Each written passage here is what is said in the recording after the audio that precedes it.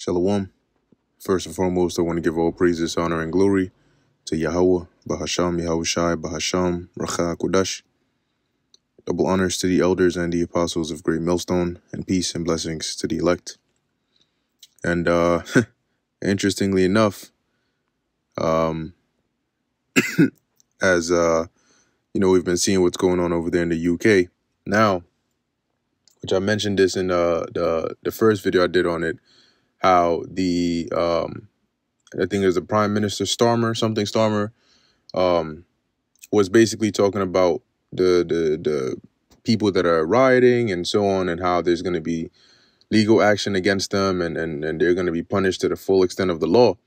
But he mentioned something. He said that those that are organizing and basically like doing these things, right, in person and online, right, he made sure to include that, how almost trying to blur the lines to say, like, there's no difference between whether you say these things or do these things or promote these things, being those riots or really speaking against whatever narrative they're pushing, whether in person or online. And so, interestingly enough, this is a post from Breaking 911, which there's an article that accompanies this. But it says here, insanity. A 55-year-old woman in the UK has been arrested for making an, quote, inaccurate social media post about the lunatic who fatally stabbed 3 little girls. Okay, so isn't that interesting? Now let's take a look at the article over here, and you can see how there are multiple narratives at play here. Okay, of course, there's the divide that they're pushing, but there's also this crackdown really on free speech, right? Because that's exactly what they're doing. They're demonizing anybody that is speaking against whatever agenda they're trying to push, similar to what they did during the epidemic, right? How you put up any video you put up, even if you didn't really even say anything or give an opinion, so long as you mentioned the who dat, or you mentioned the the vid, or you mentioned the whatever, the Vanessa, the juice, any keywords, they flagged it and called it medical misinformation because it contradicted whatever the public health authorities were saying. So it's nothing new, but it's just interesting because they're pushing it forward more and more each day. Anyway, this article is from zerohedge.com, and it reads, UK authorities now arresting people for posting quote-unquote inaccurate information on social media. Authorities in the UK are now arresting people, and if you pay attention, you'll see that they they do these kinds of things, right, for actions or as consequences of events that aren't even necessarily directly correlated to whatever action they're trying to take. And that goes to show you that these events are really just to pry open the door. And once the door is open, it's pretty much open season from there. So authorities in the UK are now arresting people for posting inaccurate information on social media, according to a new report. Sky News reports that a woman has been arrested by Cheshire police for posting inaccurate information on social media about the attacker who stabbed 3 girls to death in Southport last week. The 55-year-old woman was arrested near the northern town of Chester on suspicion of publishing written material to stir up racial hatred and false communications. You hear that? That's what they basically arrested her for. Suspicion of publishing written material to stir up racial hatred and false communications. So basically she might have posted something, right? And now and so you notice how it's just really the wording, right? They take there was a bill. I don't think it got passed. I'm not entirely sure, but it came out. They were pushing for it in Canada. Bill C6 something, that was similar to this, right? going against like the ability for you to really freely speak against certain things. All right. Anyway, it says here, let's read a little bit more. Chief Superintendent Allison Ross gave a statement explaining how the post is alleged to have fueled the protests and riots in the UK over the last week, which she asserts started as a result of malicious and inaccurate communications online. So it all goes to targeting online. And all this is to push an agenda to where online, the virtual domain is no longer free, right? Now, if you're just like you wouldn't do something in real life, right? If an officer was standing next to you, they're pretty much trying to turn it like that online. So there's certain things you can't say, certain things you can say, and there's going to be, and online is much different, right? Because now it's about interpretation. What in person, if you walk up to somebody and you just physically just start attacking them, right? Assault. That's assault. That's that. If say there's an officer 10 feet away from you and he sees that, they already know what's going on. They don't need to ask you about interpretations, right? Especially if this is like there's no relation between the two of you. There's no correlation, nothing. But online is different, right? Online, oh, you posted this.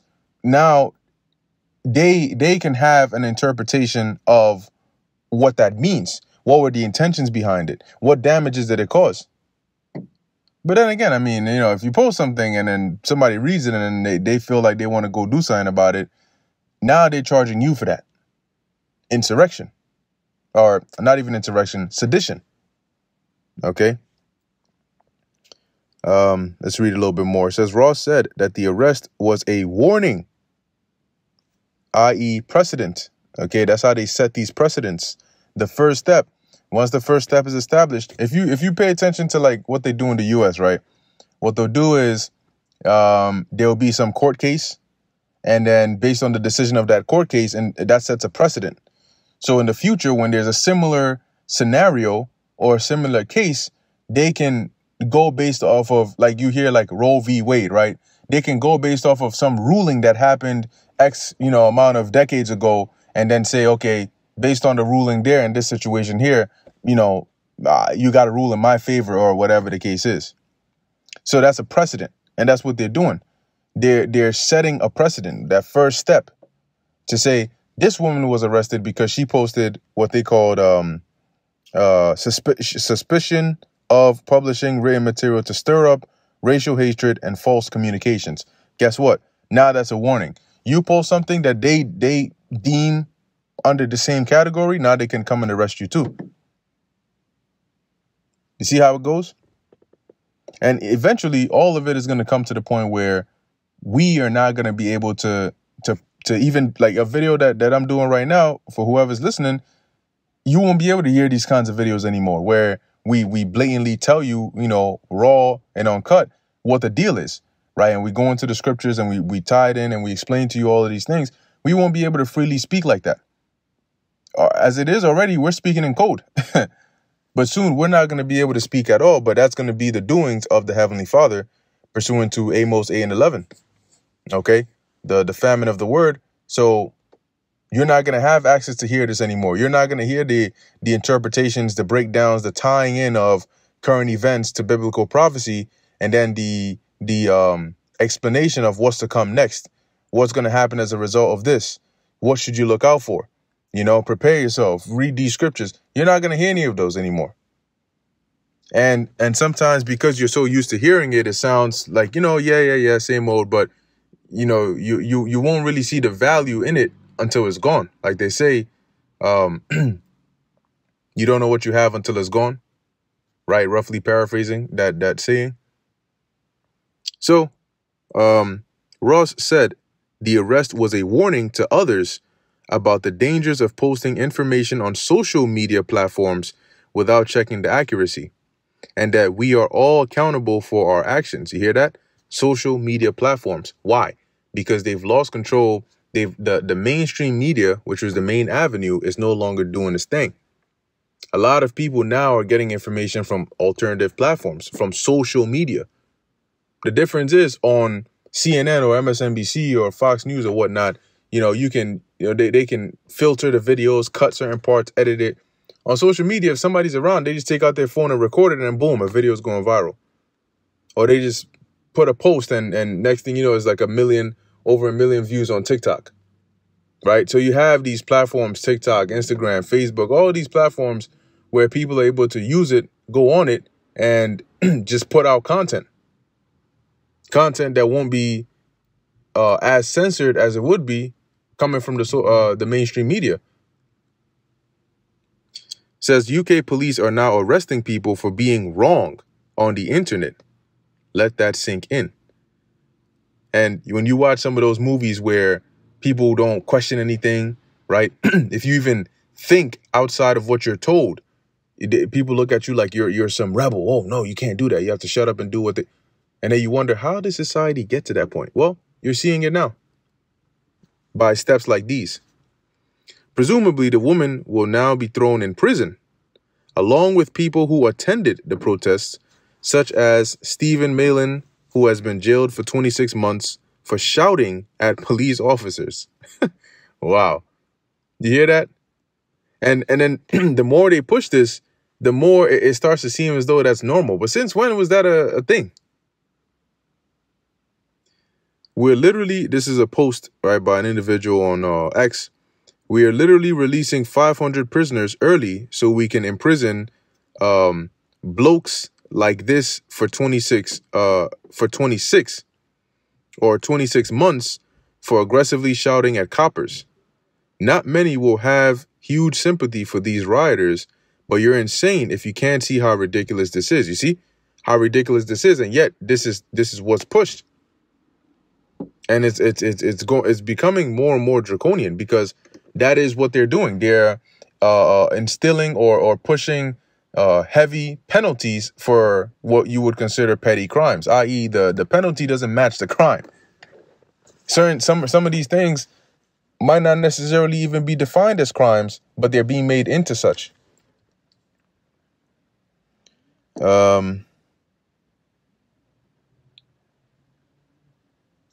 So it says here, as we highlighted earlier, head of the Met Police, Sir Mark Rowley, warned that quote-unquote keyboard warriors could be hit with terrorism charges for inciting riots online, even if they are living abroad. Even if they are living abroad. Isn't that interesting? So, let's think about how far this can go. Right? It's always good to put yourself in other, look at it from another perspective, right? If this becomes a thing, right, that's pushed globally, that's pushed in these main countries, right, where, as he said here, keyboard warriors could be hit with terrorism charges for inciting riots online. Well then, maybe you do a video or a lesson. Let's take us, for example, right? We do a lesson on the scriptures and we explain certain things. And then you, right, say you're from the perspective of these elites who are trying to demonize us, who are trying to find a way to get at us. You say, maybe what they're saying is not actually seditious. What they're saying is it's not actually them trying to incite people to cause riots and all of that. But we can make it that way. All we got to do is set up a few agents, have them dress in a certain way, give a certain look, go out and behave in a certain way. And then when we go and arrest them or we hear what they're chanting or what they're saying, we can tie that back to these lessons, to these videos and say, these guys are influenced by these videos over here. Now, all of a sudden, your video went from a regular video to now one that incites riots. Because people went and rioted, even though they were agents, this is just an example, based on what you teach or what you say, now all of a sudden, they've taken that and turned that into your intentions. You said this, somebody went and did this, and now we're saying they went and did it because you said this. And there's a difference between that and you actually trying to incite people to do things. But that's subjective. And who's the one that's going to be doing the interpretation? They're gonna come and say, well, according to what we're seeing here, this is what it looks like. And that's just one example. But you always have to look at the extreme cases and the edge cases whenever they start pushing these kinds of narratives and these agendas. Okay, Brits have also been warned that merely retweeting information about the riots could lead to criminal charges. So now you're starting to see how some event happened. All of a sudden, there's these crazy ass riots going on, and now look at the sweeping measures they're able to take because of those riots. Now think about it. Had this not been the case, how would they have, been able to justify arresting this 55-year-old woman, right? How would they have been able to justify, making these threats or claims to say, hey, because of what you post online, we're gonna come arrest you or hit you with terrorism charges. But now they have something to point to, something they can say, you see that's happening right there. You see what's happening over there? That's because of this. This is why we're doing what we're doing. It's called problem, reaction, solution. Stephen Parkinson, the director of public prosecutions, told Sky News that people do not even need to personally post the content themselves to be deemed to be committing an offense. I'm pretty sure I'm not the only one that's hearing this, right? When these are things that when we tell people, they wouldn't do. That's crazy. What? Well, guess what? My name is not Stephen Parkinson, and I'm not the director of public prosecutions, right? That's them. That's the person themselves telling you. So you tell me, is it really that far-fetched? The future that we've been warning you so much about? Because you're seeing the steps to it happening right now. So you retweet something. If that content you retweeted is something that they're coming for you too.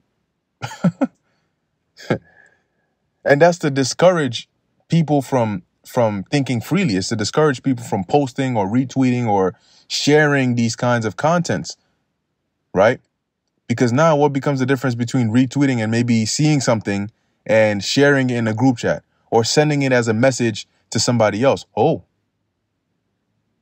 maybe they could come and file charges on you for that. Oh, because you sent this message to this group chat or you forwarded it to this person, you contributed in the spreading of a message that is inciting riots and hate. Now we got to come get you too. Anyway, it says here, Parkinson said social media users could be guilty of incitement to racial hatred if they post insulting or abusive content that is likely to stir up racial hatred. Let's think about that for a second. So maybe you see a video of a group of individuals that look like they're of a certain ethnicity or they're of a certain religion or a certain belief. They're just categorized by something. And they're doing something. Maybe they're jumping somebody, kicking an elderly person to the person is unconscious or something like that, right? And then you post about it. Obviously, it's going to be biased, right, based on whatever side you're looking at it from. And you post about it, right? Like, I don't know, maybe something like, look at the outrageous act that this group of yada yada just did to this poor elderly man. Oh, I'm sorry. What's that? Did you just say this group of such and such? I'm sorry. Are you trying to incite hatred against this group? Are you trying to stir up riots from the opposing side to come and do the same thing in retaliation? What's going on here? You know what? Slap him with 10 to 25 years. Matter of fact, make it 25 to life. Throw him under the jail, under the prison, and then burn the prison. These are the kind of shits that they can then start to draw from just this one or two precedents that they set. Okay, that's how it goes. They get their foot in the door and everything else comes after. They don't do it all right in the beginning. No, that's too much. They just need one bite. It's like somebody has a sandwich and you say, hey, can I just get one bite? You just need them to bring the sandwich close enough. Now, you never mention anything about the size of the bite. You just might 1, 2, 3 or, So anyway, at least you can see what's going on over here, right? Those that have eyes to see, at least. And real quick, let me end it off with this precept. This is the book of, like I quoted earlier, Amos chapter 8, verse 11. And it reads, behold, the days come, saith the Lord Yahweh, that I will send a famine in the land, not a famine of bread, nor a thirst for water, but of hearing the words of the Lord. How? Well, if they won't let you speak because they're going to hit you with terrorism charges or criminal charges, but how do you think we're going to be speaking? We're not. That's one example of how the Lord is going to bring that famine. He's going to use them to make policies to forbid us from speaking the word. And then he's going to put the spirit on us to pull back. And guess what? We got the information. You need the information. So while we're giving it out, you better get it now. Verse 12, and they shall wander from sea to sea and from the north even to the east. They shall run to and fro to seek the word of the Lord and shall not find it. Because that's when people are going to be looking for the answers. But you're not. Look, imagine a world, right, where they've instituted policies like what we just read. Who then? Like, do you think that when somebody posts something and then they deem this, some like hate speech or sedition or inciting riots, and then they charge this person with like maybe some terrorism charges, you think they're going to keep that content online on the platform? Of course not. So if they push for a world where people are penalized for what they post online, then guess what happens to the content online? It changes, right? So soon you go online and you can't find anything that's not the same thing you hear on the MSM. Anything that's not in line with the narrative you're hearing and the rhetoric you're hearing on TV. Now the online domain is like a mirror of whatever they're showing you on CNN, because they're criminalizing anybody that speaks freely and taking down their content, and then probably penalizing social media platforms for not following those measures that they put in place. So not only will we not be able to give you this information, you won't be able to find it because they're going to wipe it under the guise of this is violating policies, this or that, or it's criminal. See? So anyway, as we just read here, that's when people are going to be looking, but you're not going to find it. And at that point, you're going to see the value in knowledge, right? Knowledge is power. You had some dude years ago, not even years ago, some time ago, scoffing, right? Saying that, oh, you Hebrew Israelites, y'all just want to know shit. What's that going to do? Okay. You'll find out soon enough. Anyway, Lord willing, this is edifying and informative to the elect. In closing, I want to give all praises, honor, and glory to Yahweh, Bahasham, Yahweh Shai, Bahasham, Rachak Kodash. Until next time, Shalom.